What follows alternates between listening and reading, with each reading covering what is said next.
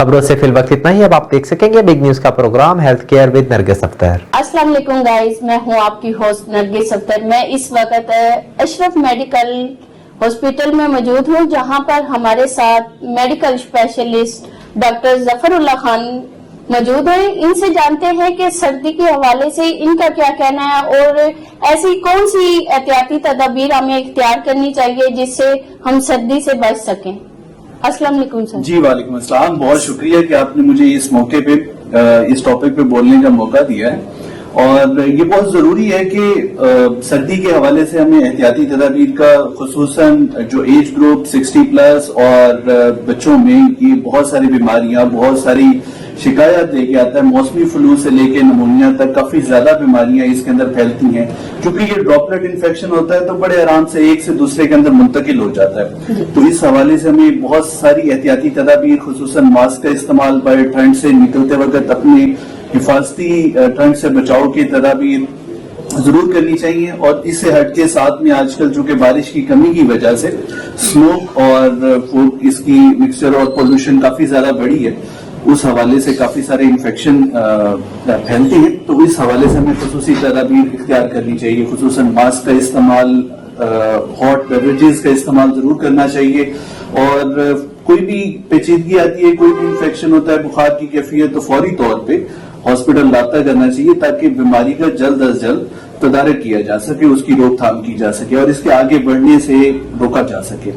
तो सर, इतनी ठंड में हमें ऐसी कौन सी गजाई इस्तेमाल करनी चाहिए जिससे ठंड से बचा भी जा सके। और बिल्कुल, आप इस हवाले से बिल्कुल सही कह रही हैं। खुराक का बड़ा इसमें रोल रहता है हमेशा से, क्योंकि ऐसी जितनी भी ठंडी चीजें, तुर्श चीजें, ऐसी चीजें जिनसे सेंसिटिविटी होती है, जिससे एलर्जी की कैफियत बढ़ती है, वो इवेंचुअली गले की खराबी से लेके उसके बाद निमोनिया की कैफियत में बदल जाती है। तो खुराक का बहुत अमल दखल है इस सारी चीज में। खुसूसन हॉट बेवरेजेस जिस तरह यखनी, सूप, ताकतवर ग़िज़ा, प्रोटीन रिच डाइट का बहुत रोल रहता है, क्योंकि हमारी कुव्वत मुदाफियत को भी बढ़ाती है और उससे हटके जिस्म को भी तवानाई, जो जरूरी कंपोनेंट्स होते हैं खुराक के, वो पूरे करती है। तो जिस तरह फिश ले लें, व्हाइट मीट, इनका इस्तेमाल बहुत जरूरी है। तो खुराक definitely is a big part कि जहां पे हमें अपनी हेल्दी रूटीन को कंटिन्यू रखने में हेल्प आउट करती है।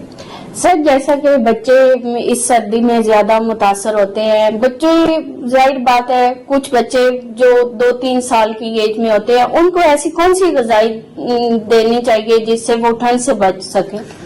देखिए, इसमें जो सबसे जरूरी चीज होती है कि हमेशा से बच्चों की बैलेंस डाइट मेंटेन रखनी चाहिए। प्रोटीन, कार्बोहाइड्रेट, फैट कंटेंट्स, उनकी जो माइक्रो न्यूट्रिएंट्स हैं, विटामिन्स हैं, इनका खास ख्याल एक बैलेंस डाइट लेके चलनी चाहिए।